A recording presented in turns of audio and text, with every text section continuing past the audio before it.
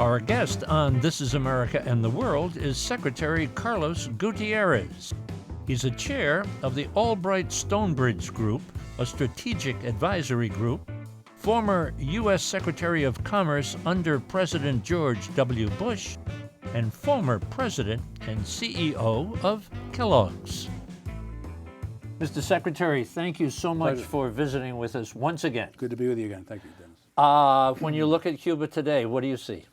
Well, changes in the air, and that's what I find exciting. I've always felt that Cuba did not want to change over the years, and that anytime there was any form of intent to normalize on behalf of the U.S. government, something would happen to get in the way and to break down the negotiations. This time, it appears to be different. They're opening up their embassy next week. We're going to be opening up an embassy in Havana.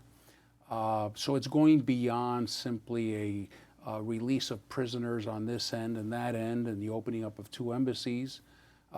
There seems to be a path towards normalization. For me, the exciting part is the economic freedom that appears to be surfacing in Cuba, and the opportunity to help those folks start a business, be entrepreneurs, chart their course, something they haven't been able to do. Your background, of course, business, and then in the Bush administration, Secretary of Commerce. What role will business play in this new beginning? I hope an important role, and I hope a prominent role, because I've had the opportunity to see what business has done in China. I've been going to China since the early '90s, and over those 20 years, it's just been remarkable. And a lot of it is business, giving people the opportunity to work where they want to work, start a new business, be able to grow, be able to buy a house, be able to dream. So I think our finest ambassadors are U.S. business people. And if they are given a chance in Cuba, I think they can make great things happen for the Cuban people. Is it good news for Cuba and good news for the United States? Oh, absolutely. I think so. We don't want an enemy 90 miles away. In the hemisphere today, it's just about, every country wants us to try to normalize with Cuba. And there's also a sense that they feel like, you guys are punching down. Why don't you try to make things happen? So the important thing here is that it appears that Raul Castro sees that the economic model is not sustainable. And that's the opportunity that creates an opportunity for normalization. So folks can, you've told the story before, but so folks can understand your perspective, where you come from. Refugee from Cuba, climbed the ladder, CEO, Kellogg's, Secretary of Commerce under President Bush, as I've said. Turn the clock back to the 50s. Tell me about your dad, tell me about your mom, and tell me how it came to pass that you had to leave Cuba. Sure. My father was a young entrepreneur. He was 40 years old when we left. And my mother was part of a very traditional Cuban family. What did he do? What did he do? On my mother's side, my grandfather was in charge of the Cuban telephone company. Which was and he had been there for 50 years. He was vice president, so I'm not sure if that was a vice president of IT&T at that time, but he was an officer. And my father was in the pineapple business, so he had a stake in a pineapple company. It wasn't his only, but it was clear by July 1960, the revolution. Fidel Castro came in. January 1 is when Batista left. By July of 1960, a year and 7 months later, it was obvious where things were going. My father was an enemy of the state. He owned land. He had a business. He was an exporter. He was exploiting people.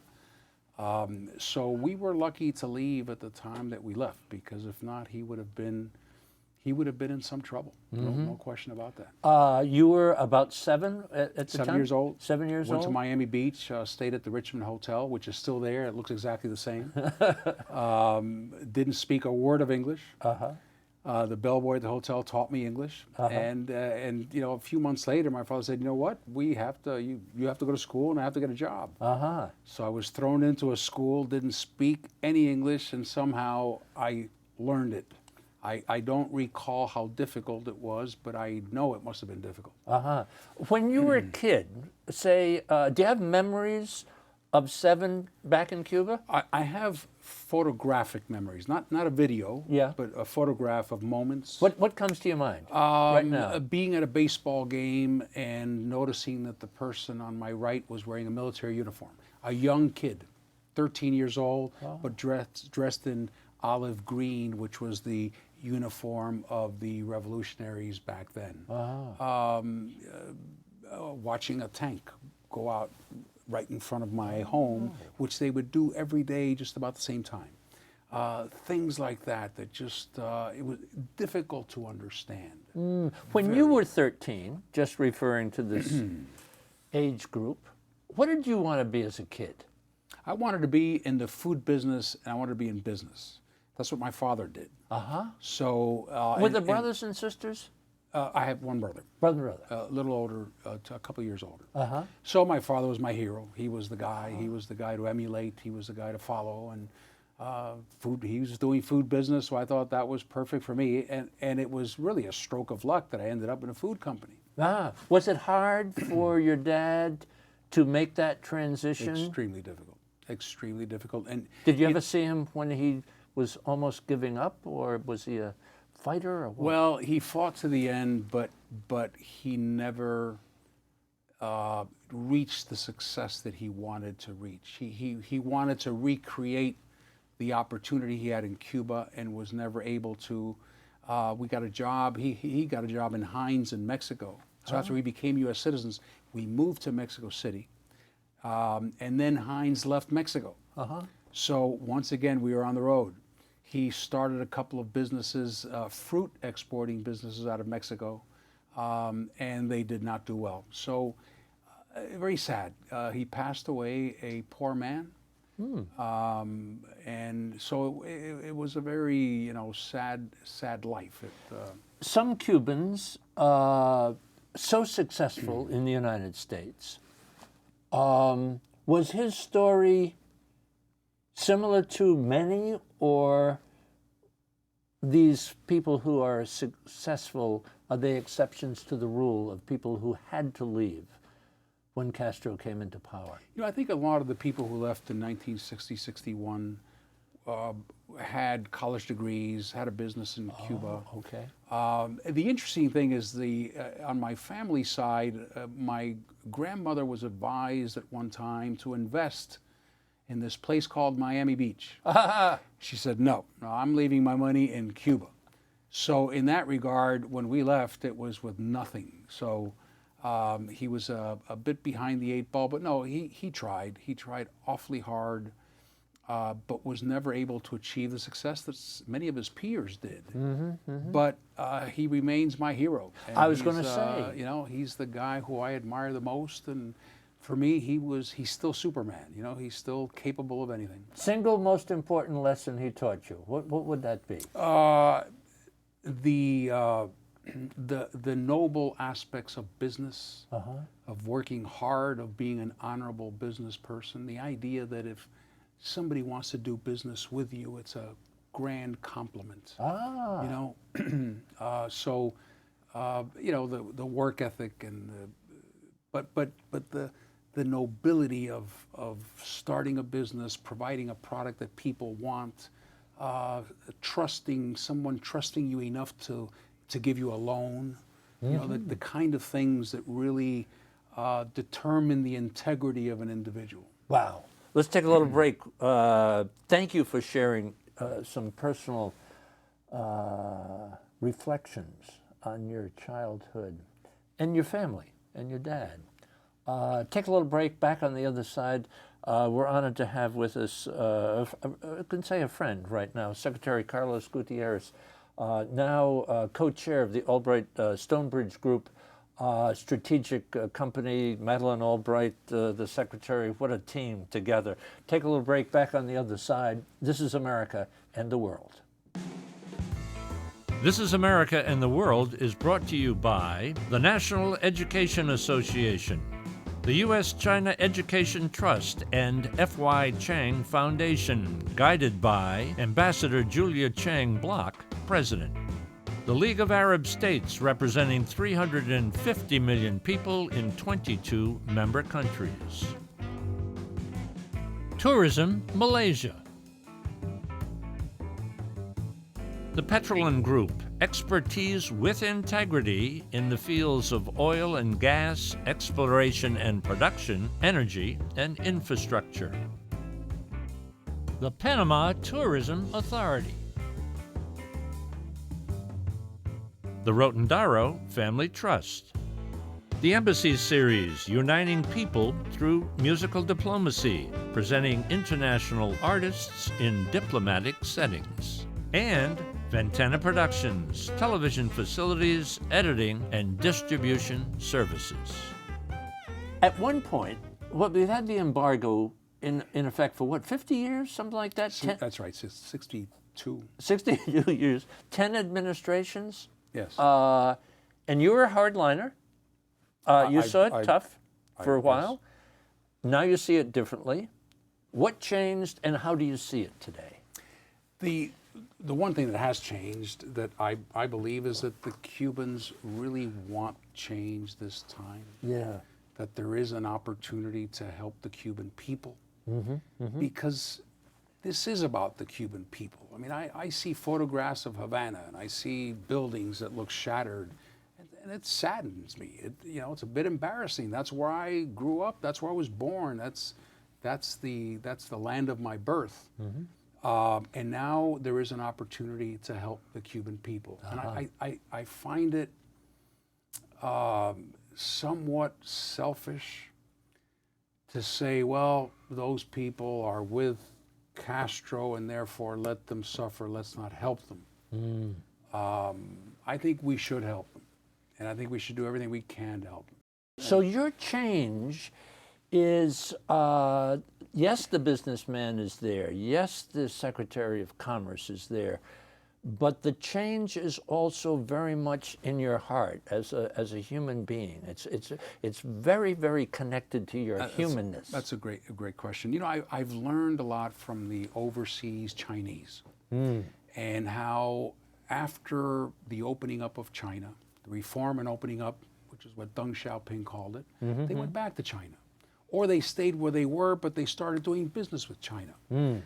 It's incredible the number of flights that you see from Beijing to Taipei and how much Taiwanese money is in China. Yes. Because they feel a connection. They feel, even they may be U.S. citizens, but they have a connection to their home, to their ancestors. And that's what's going on with you. And yes, and it's almost liberating to be able to recognize that and to recognize it as real and not see it as appeasement. It's an orientation to, gosh, can we help Cuban people? Yes. Have you taken criticism amongst? Yes, I have. Yes. I have. Republicans, businessmen, whatever?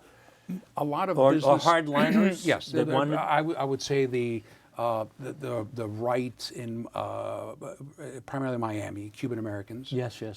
Who are very, very much, stuck in their own ways. And the interesting thing is that there is no middle ground.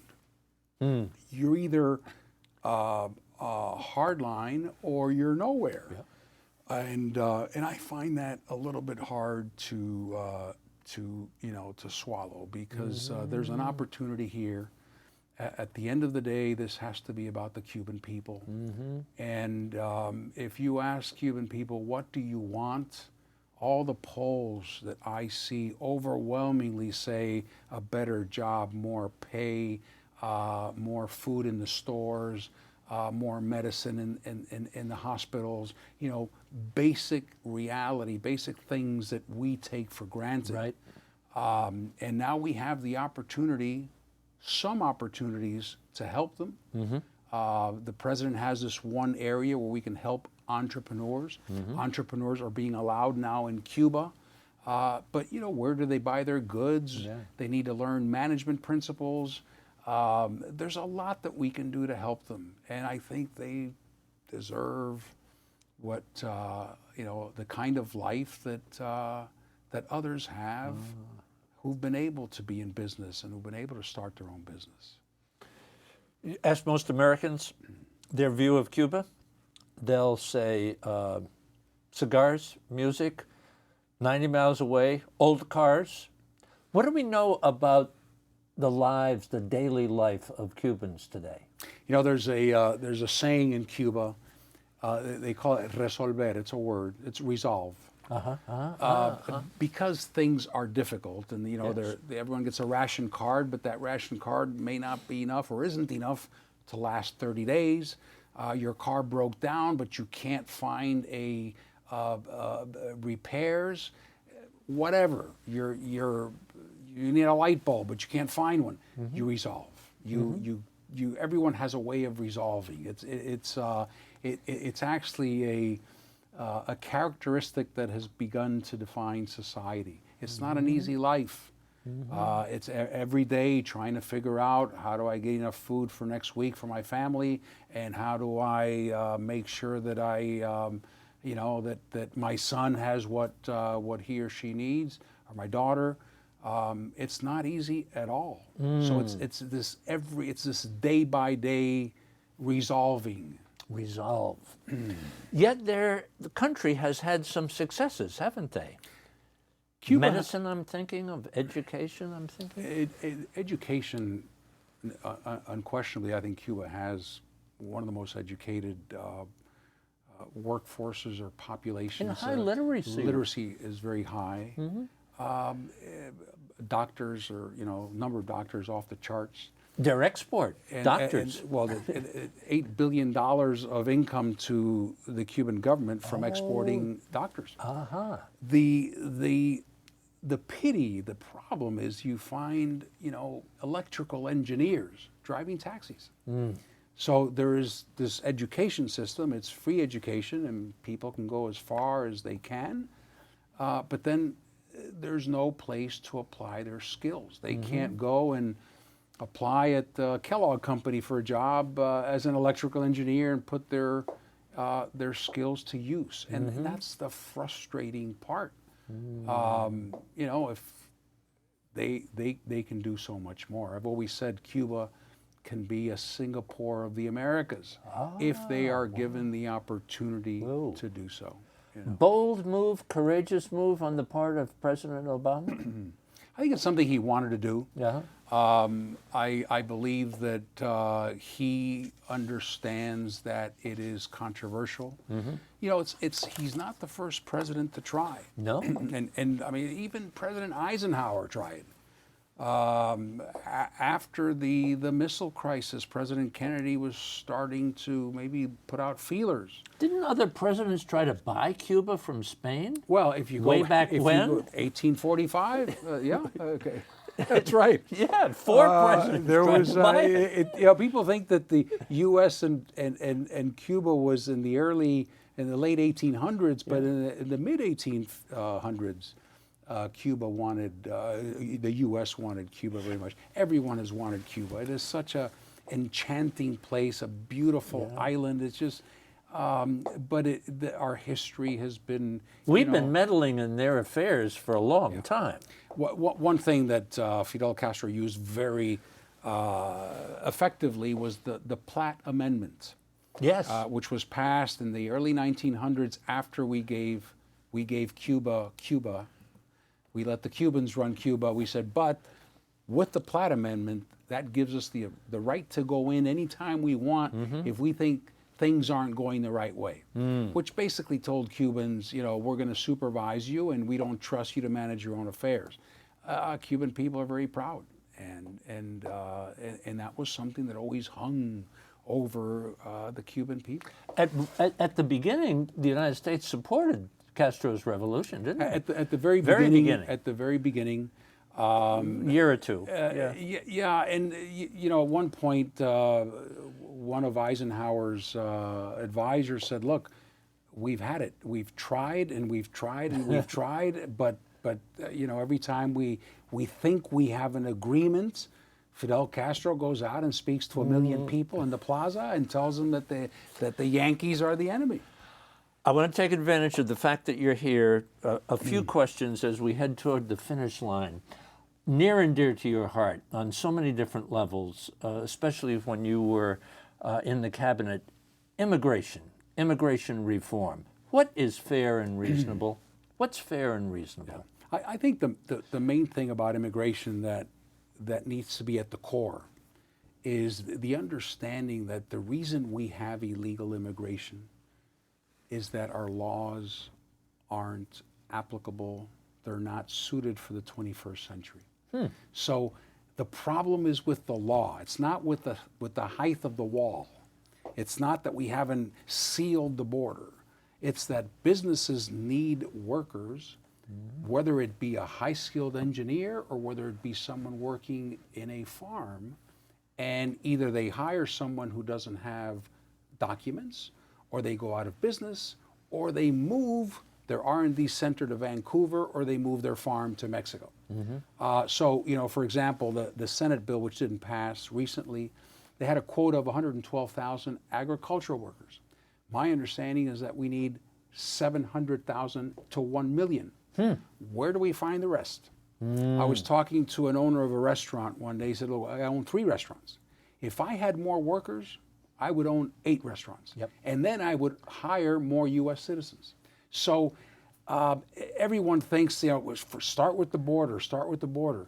If we seal the border and are very effective at it, 100%, then I don't know what's going to save our economy, because we need the workforce. And that's the part that, if we understand that, then I think the solutions become a bit clearer. But it's a lot more complex than just saying, you know, enforce or close the border or fix the border. Donald Trump, good news, bad news? I think it's bad news for the Republican Party. And I think it's, you know, it is a statement that is, if you just think about what he's saying, that the Mexican government picks people who are rapists to come to the U.S. I lived in Mexico 17 years. It's a country where the people who come are the people who want to come. And most of the people who come are the people who are willing to work 14, 15, 18 hours a day. Actually, the people who Mexico needs, you know. So it's a very harsh statement, and it's very unfortunate, because we're going, once again, through one of those time periods of almost xenophobia. You know, Irish need not apply. Now it's, you know, someone is saying that Mexicans are rapists, and that will go down in history, and it will not be one of our finer moments. Guantanamo, open or close it? Guantanamo's long. Oh, you mean for the Prisoners? For the prisoners? I'm not sure what to do with those prisoners and where to and where to send them. But the issue of Cuba-U.S. That for me is the last thing on the agenda. You know, if Cuba is an enemy of the U.S., then it's hard to think about what's going to happen to that base. Is it going to be staffed by, now that relations with Russia are not at their finest, well, are we going to have a Russian base 90 miles from our shores? So the relationship with Cuba has to go from total distrust to one of trust for anything to be done with Guantanamo. So this is the start of talks. I think this is way down the road. Yeah, way down the road. Last question. TPP, Trans-Pacific Partnership. Good news, bad news? I think this is good. I think it's something we have to do. You know, the world is regionalizing, and China is leading the regionalization of Asia. And if we're out of Asia, you know, we can get stuck out of Asia. We can get trapped outside. We have an agreement with Korea, with Singapore, with Australia and Asia Pacific, but we're very underrepresented in Asia. So this is an opportunity to be part of Asia and to be part of the growth and not to be left on the outside. So I think TPP is a strategic necessity. Mr. Secretary, Thank you. again, Dennis, always a pleasure. thank you for Thank you. being with us. Thank you. Thank you for the education. Thanks. Thank you. For information about This Is America and the World and to watch all of our programs, visit our website, thisisamerica.net, and look for us on Facebook and Twitter. This is America and the World is brought to you by the National Education Association, the U.S.-China Education Trust, and F.Y. Chang Foundation, guided by Ambassador Julia Chang Block, President. The League of Arab States, representing 350 million people in 22 member countries. Tourism Malaysia. The Petrolin Group, expertise with integrity in the fields of oil and gas, exploration and production, energy, and infrastructure. The Panama Tourism Authority. The Rotondaro Family Trust. The Embassy Series, uniting people through musical diplomacy, presenting international artists in diplomatic settings. And Ventana Productions, television facilities, editing, and distribution services.